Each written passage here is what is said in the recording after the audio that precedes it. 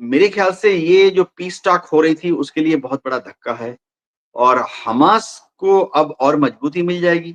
Hamas तो अब बोलेगा बार-बार कि उनको पीस टॉक में कोई इंटरेस्ट नहीं है, वो पीस टॉक नहीं करना चाहते क्योंकि जो पीस टॉक करने वाले हैं, अगर इज़राइल उन्हीं को निशाना बना दे, तो पीस टॉक के लिए कैसे हमास अपने जो प्रतिनिधि हैं, एम्बेसडर्स हैं, उनको कहीं पर भी भेजेंगे, चाहे उनको मिस्र में जाना हो, कतार में जाना हो या दुनिया के और किसी कोने में पीस टॉक के लिए जाना हो। तो मेरे ख्याल से इज़राइल ने जो किया है, वो ऐसी गुस्ताखी की है जिसको कभी माफ़ नहीं किया जा सकता, बहुत ही कायराना हरकत की है। तो कतार पे जो ये हमला हुआ, ये सबको चौंका देने वाला हमला है। इसका क्या मतलब है? क्या मैं ये समझूँ कि कल अगर मिस्र के काहिरा में कोई ऐसी ही बातचीत हो रही हो और वहाँ हमास के प्रतिनिधि पहुँचे हों बातचीत के लिए, तो इज़राइल की एयरफ़ोर्स जाकर काहिरा पर उस जगह पर बमबारी कर देगी? या दुनिया में कहीं पर भी बातचीत करने के लिए अगर हमास के प्रतिनिधि जाएँ, ऐसे तो दुनिया 2 मिनट में क्रम्बल हो जाएगी। इज़राइल के जितने दूतावास हैं दुनिया में कहीं पर भी, उसका मतलब है हमास के जो सपोर्टर्स हैं या दुनिया में कहीं पर भी जो हमास से सहानुभूति रखने वाले हैं, वो क्या दुनिया के किसी भी कोने में इज़राइल के किसी दूतावास पर हमला कर दें? एक डिप्लोमैटिक प्रोटोकॉल होता है। इससे आने वाली भविष्य की जितनी बातें हैं सारी चरमरा जाएँगी। कि कैप्टन साहब क्या कहेंगे? ये जो अटैक हुआ है, बातचीत चल रही थी, अब कतर पे अटैक हो गया। आप देखिए सीरिया, यमन, लेबनान, ईरान, और अब ये कतर। अब इसके बाद लोग लिख रहे हैं कि अब बोलिए अब क्या कहेंगे? अब सऊदी अरब क्या करेगा?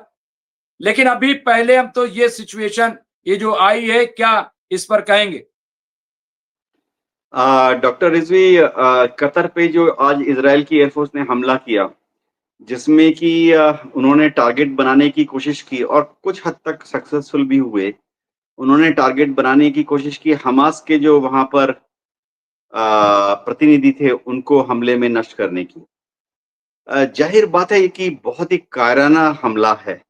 मैंने कभी भी दुनिया के इतिहास में नहीं पढ़ा कि जब दोनों देश के नुमाइंदे आपस में बातचीत करने के लिए एक जगह पर आए हैं तो उनके ऊपर हमला किया गया हो। देखिए, भारत तो हमारी सभ्यता हज़ारों साल पुरानी है। हमारे यहाँ पुराने कोई भी किताब आप उठा लीजिए, उसमें बार-बार ये कहा गया है कि युद्ध के मैदान में भी दुश्मन का जो दूत है, दुश्मन का जो एम्बेसडर है, आप उसको वही सेफ्टी देने की भरोसा दिलाएँ, जो सेफ्टी आप अपने सेनापति को दे रहे हैं, अपने डिप्लोमेट्स को दे रहे हैं। ये तो हमारे यहाँ चाहे रामायण हो, महाभारत हो, सब जगह लिखा हुआ है। एक इंटरनेशनल रूल बेस्ड वर्ड है, जेनेवा कन्वेंशन है, जिसमें लिखा हुआ है कि जो मेडिएटर्स होते हैं, यानी जो बीच में बात कर रहे होते हैं, उन पर हमला नहीं किया जाएगा। तो कतार पे जो ये हमला हुआ, ये सबको चौंका देने वाला हमला है। इसका क्या मतलब है? क्या मैं ये समझूँ कि कल अगर मिस्र के काहिरा में कोई ऐसी ही बातचीत हो रही हो और वहाँ हमास के प्रतिनिधि पहुँचे हों बातचीत के लिए, तो इज़राइल की एयरफ़ोर्स जाकर काहिरा पर उस जगह पर बमबारी कर देगी? या दुनिया में कहीं पर भी बातचीत करने के लिए अगर हमास के प्रतिनिधि जाएँ? ऐसे तो दुनिया 2 मिनट में क्रम्बल हो जाएगी। आज उसका क्या मतलब है? इसका मतलब ये है कि इज़राइल के जितने दूतावास हैं दुनिया में कहीं पर भी, उसका मतलब है हमास के जो सपोर्टर्स हैं या दुनिया में कहीं पर भी जो हमास से सहानुभूति रखने वाले हैं, वो क्या दुनिया के किसी भी कोने में इज़राइल के किसी दूतावास पर हमला कर दें? एक डिप्लोमैटिक प्रोटोकॉल होता है। इससे आने वाली भविष्य की जितनी बातें हैं सारी चरमरा जाएँगी। अ, और बात इससे भी खतरनाक ये है कि कतार में तो यूएस एयरफोर्स के सेंट्रल कमांड का बहुत बड़ा बेस है। कतार में अमेरिका ने करीबन 10,000 फौजियों को तैनात किया हुआ है। दूसरे एयरफोर्स के विमान तो हैं ही। तो ऐसी हालत में जब हमला किया तो ज़ाहिर बात है कतार ने अमेरिका को पहले बताया होगा। अमेरिका को पहले बताकर ना सिर्फ बताया होगा, परमिशन भी ली होगी। क्योंकि कतार में यूएस एयरफोर्स ने एक से एक बेहतरीन एयर डिफेंस मिसाइलें तैनात की हुई हैं। तो पहले से ही बताया होगा, क्योंकि ऐसा ना हो कि गलती से यूएस एयरफोर्स की जो एयर डिफेंस मिसाइलें हैं, वो इज़रायली एयरफोर्स के विमानों को ही शूट डाउन कर दें। मेरे ख्याल से ये जो पीस टॉक हो रही थी, उसके लिए बहुत बड़ा धक्का है और हमास को अब और मजबूती मिल जाएगी। हमास तो अब बोलेगा बार-बार कि उनको पीस टॉक में कोई इंटरेस्ट नहीं है, वो पीस टॉक नहीं करना चाहते, क्योंकि जो पीस टॉक करने वाले हैं, अगर इज़राइल उन्हीं को निशाना बना दे, तो पीस टॉक के लिए कैसे हमास अपने जो प्रतिनिधि हैं, एम्बेसडर्स हैं, उनको कहीं पर भी भेजेंगे, चाहे उनको मिस्र में जाना हो, कतार में जाना हो या दुनिया के और किसी कोने में पीस टॉक के लिए जाना हो। तो मेरे ख्याल से इज़राइल ने जो किया है, वो ऐसी गुस्ताखी की है जिसको कभी माफ़ नहीं किया जा सकता, बहुत ही कायराना हरकत की है। बिल्कुल। और एक बड़ी खबर आ रही है, जयदीप सिंह मुंदेला साहब ने अपडेट दी है। इजराइल के नेगेव और यरूशलेम में सायरन बज रहे हैं। वहां पे शायद अटैक की खबर पहले आ रही थी, लेकिन अब लग रहा है कि वहां पे अटैक हुआ है, सायरन बजने की खबर आई है। तो ये अंसारुल्लाह लाहौती की तरफ से ही अटैक हुआ होगा, या अभी डिटेल आ जाएगी। मैं इस पे बातचीत करूंगा, इस पे चर्चा करूंगा। लेकिन बहुत ही शर्मनाक है, बहुत ही अफसोसनाक है और बहुत बड़ी बात कही है ग्रुप कैप्टन उत्तम कुमार देवनाथ जी कि फिर दुनिया में जहां जहां इजराइल के सफारत खाने हैं, एम्बेसी है, इसका मतलब यह है कि उसको भी निशाना कोई बना दे तो फिर ये तो दुनिया दरहम बरहम हो जाएगी, कोई लॉ एंड ऑर्डर रहेगा नहीं। लेकिन कैप्टन साहब, मैं बार बार एक बात कहता आया हूं कि गजा जो है, फिलिस्तीन, ये असल में अब वो डेडलाइन बनती जा रही है कि दुनिया कैसे चलेगी। दुनिया लॉ एंड ऑर्डर से चलेगी या दुनिया तानाशाही से चलेगी? और तानाशाह कौन होगा? क्या यही अमेरिका और इजराइल होंगे? क्योंकि क्या आपको नहीं लगता ये जो इजराइल ने किया, ये बगैर अमेरिका की परमिशन के नहीं हो सकता? क्या इसमें अमेरिका की पूरी तरह से परमिशन शामिल है? फिर बात का ड्रामा क्यों? ऐसे में क्या कोई इन पे फिर यकीन करेगा, एतमाद करेगा कि झूठ का पुलिंदा? और ये तो बेनकाब होते जा रहे हैं कैप्टन साहब, ये तो इनकी खबासत जो है वो तो सामने आती जा रही दुनिया के सामने। डॉक्टर रिजवी, हो ये रहा है कि अमेरिका को रोकने वाला कोई नहीं है। अमेरिका को यह कहने वाला कि आपने गलत हरकत की या आपने गलत हरकत करवाई, कोई भी दुनिया का मुल्क नहीं कह सकता इस वक़्त। इसी तरह से इज़राइल है। इज़राइल अमेरिका के शह पर जो मर्ज़ी कर इच्छा करता है और इज़राइल को सीधे रास्ते पे चलने के लिए कौन हिदायत देगा? यूरोप के किसी भी देश की बात इज़राइल मानता नहीं है। यूरोप में फ्रांस है, इटली है, जर्मनी है, इंग्लैंड है, इन सब ने बहुत कोशिश की समझाने की, इज़राइल बाज नहीं आ रहा है। हम देख सकते हैं कि यूरोप के काफ़ी सारे देश हैं, तुर्की ने दबाव डालने की कोशिश की, परसों स्पेन ने भी दबाव डालने की कोशिश की, लेकिन इज़राइल एकदम समझ नहीं रहा है, समझ के भी अनदेखी कर रहा है। दुनिया में कुछ नियम है। एक कहावत है कि दुनिया तो नियमों से ही चलती है, रूल बेस्ड वर्ल्ड है। अगर कायदे-कानून को नहीं माना जाएगा, तो फिर क्या होगा? इज़राइल जो है वो यूनाइटेड नेशन जनरल असेंबली की कोई बात नहीं सुनता। Israel United nation security council में जो मुद्दे पास होते हैं, उनकी बात नहीं सुनता। अमेरिका वीटो करके बचा लेता है उनको। अ, तो इज़राइल को कैसे सीधी लाइन पर लाया जाए, ये पूरे दुनिया के लिए बहुत मुश्किल कार्रवाई होती जा रही है। इंटरनेशनल कोर्ट ऑफ जस्टिस ने नेतन्याहू को वॉर क्रिमिनल घोषित कर दिया, जेनोसाइड करते हैं बोलकर।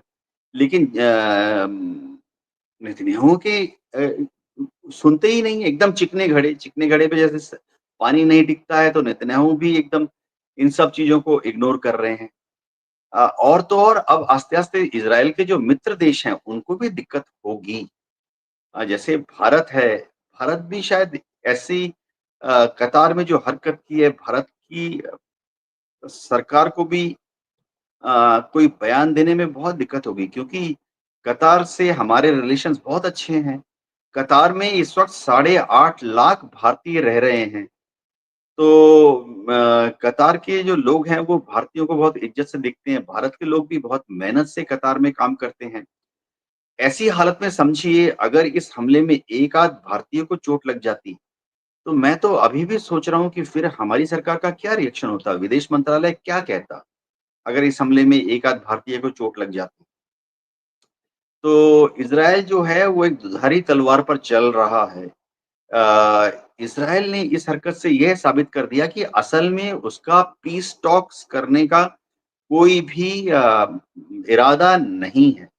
क्योंकि अगर आप जो पीस टॉक्स करने के लिए जो दूसरी तरफ से जो लोग आए हैं, नुमाइंदे आए हैं, अगर आप उन्हीं को मार डालोगे तो अगली बार कौन नुमाइंदा पीस टॉक के लिए आएगा या भेजा जाएगा? कभी भी नहीं भेजा जाएगा। जी, डॉक्टर रिज़वी? कह रहे हैं और दुनिया, मुझे लग रहा है कि पूरी दुनिया को चैलेंज कर दिया गया कैप्टन साहब। जिस तरह की बातें की गई हैं और बड़ी खबर यहाँ आ रही नसीरुद्दीन साहब ने दी है। नसीरुद्दीन साहब ने कहा सऊदी अरब लीडर की मीटिंग बुलाई गई है जिसमें अल शरा का नुमाइंदा भी शामिल होगा। तो बड़ी मीटिंग कॉल की गई है और अब यही है कि क्या जवाब दिया जाएगा यहाँ पे। और अभी देखिए वहां पे सिर्फ 5 लोगों के मरने की खबर है।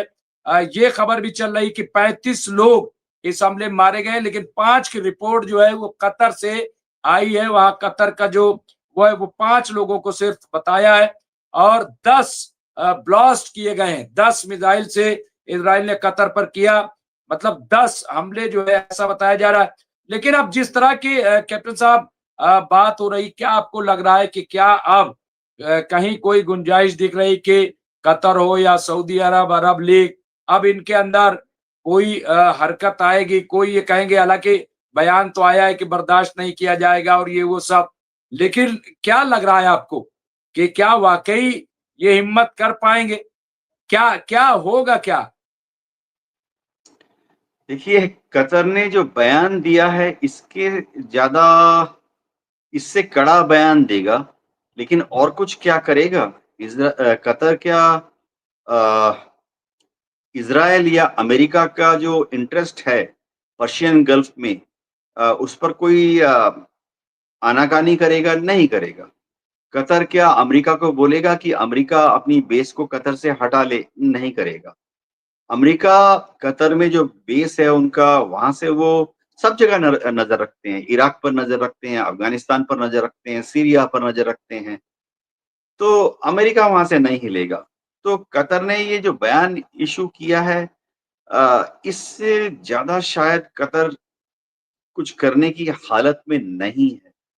क्या हो रहा है कि जितने ये अरब मुल्क हैं, ख़ासतौर से पर्शियन गल्फ के जितने कंट्रीज़ हैं ये सारे वहाँ पर ज अब बोलना नहीं चाहिए, लेकिन वहाँ पर चाहे शेख हो, कोई अमीर हो, प्राइम मिनिस्टर, प्रेसिडेंट, किंग या प्रिंस हो, ये सारे अपनी सर्वाइवल के लिए अपने जनता से बचने के लिए अपनी पॉलिटिकल पकड़ को स्टेबिलिटी देने के लिए अमेरिका के ऊपर ही निर्भर करते हैं। तो कतर क्या करेगा? इससे ज़्यादा कुछ नहीं कर सकता। एक बयान दे दिया है, कल और एक कड़ा बयान दे देगा बस। जी। ये आप सही कह रहे हैं कि सिवाय बयान के, क्योंकि अब तक कोई कार्रवाई, लेकिन कैप्टन साहब यहाँ पे अभी शेख करीम साहब ने एक जो सवाल उठाया, मैं समझता हूँ बहुत ही इंपॉर्टेंट है, बहुत ही अहम है। लेकिन देखिए बात एतमाद वाली, मैं वो पहले बता देता हूँ। शेख करीम ने लिखा है कि मैं कतर के पैतरे से दंग हूँ, क्योंकि इस वक्त कतर ने अपने डिफेंस सिस्टम क्यों संचालित नहीं किए। 17 मिनट तक हमले जारी रहे, 17 मिनट तक हमले जारी रहे, तो कतर को चाहिए था कि अपना एयर डिफेंस सिस्टम उसको एक्टिव कर देता, और लेकिन ऐसा नहीं किया। ये कैप्टन साहब, क्या फिर ये माना जाए कि ये शक जाता है कि कतर भी क्या अमेरिका से कोई बात हो सकती? क्या ऐसा मुमकिन है? क्या ऐसा हो सकता है? फिर तो ये बहुत बड़ा धोखा हो जाएगा अगर ऐसा हुआ या चूक हो गई, क्योंकि उनको यकीन न रहा होगा कि ऐसा होगा। क्योंकि आप चूंकि कैप्टन हैं और जानते हैं कि 17 मिनट अगर अचानक हो जाए तो चूंकि जब पहले से तैयारी ना हो, अगर तैयार आदमी बैठा है तब तो कर सकता है। भाई जंग की हालत में तो था नहीं कतर, इसलिए मैं थोड़ा से मतलब ऐसा नहीं कि मैं अटैक कर दूं कतर पे, कह दूं नहीं वो, क्योंकि 17 मिनट बहुत ज्यादा नहीं होते अगर देखा जाए। आप क्या कहते हैं? क्या ये मतलब एक्टिव नहीं थे इसलिए ऐसा हुआ है, या जानबूझ करके कुछ ऐसा हुआ होगा? कैप्टन साहब। डॉक्टर रिजवी, अरब मुल्कों को, पर्शियन गल्फ में जितने देश हैं उनको, या दुनिया में कहीं पे भी अमेरिका जब किसी को हथियार देता है, चाहे F-16 फाइटर विमान दे, चाहे F-15 फाइटर विमान दे, सऊदी को दिया हुआ है, या टैंक दे, मिस्र को दिए हुए हैं tanks, M1 A1 Abraham tank, Saudi को भी टैंक दिए हुए हैं। अमेरिका की एक शर्त होती है कि इसका इस्तेमाल तुम तभी करोगे जब अमेरिका ओके दे देगा। तो कतर में जो भी, कतर को अमेरिका ने बहुत सारे एयर डिफेंस सिस्टम्स दिए हुए हैं, उसका इस्तेमाल कतर तभी कर सकता है जब अमेरिका ओके दे देगा। तो कतर की जो एयर डिफेंस सिस्टम है वो एक्टिवेट तभी होंगी, समझिए, अगर ईरान से कोई हमला कतर की तरफ होता है। लेकिन हमने अभी जो 12 दिन की लड़ाई हुई थी, उसके दौरान भी देखा था, उस 12 दिन की लड़ाई के दौरान भी देखा था, जब 12वें दिन अमेरिका ने हमला किया, 12 दिन तक तो लगातार ईरान हमले करता रहा। एक हमला कतर के ऊपर भी हुआ था, लेकिन कतर ने शायद उस वक़्त अमेरिका से परमिशन नहीं मिली, किन्हीं वजह से अपनी एयर डिफेंस सिस्टम को लॉन्च नहीं किया, अपनी मिसाइलों को लॉन्च नहीं किया। ये अ अमेरिका की शर्त होती है कि अगर आपको किसी हथियार जो अमेरिका ने दिया है उस देश को, अगर वो इस्तेमाल करना चाहता है तो पहले उन्हें अमेरिका से परमिशन लेनी पड़ती है। किस पे हमला करना है, क्यों करना है, हमला क्यों कर रहे हो, इससे कतर का क्या फ़ायदा नुकसान है, उससे अमेरिका पर क्या फ़र्क पड़ेगा? फिर अमेरिका कहता है अच्छा, उसके बाद ही उस अमेरिकन वेपन सिस्टम का इस्तेमाल वो कर सकते हैं। जी, डॉक्टर रिज़वी?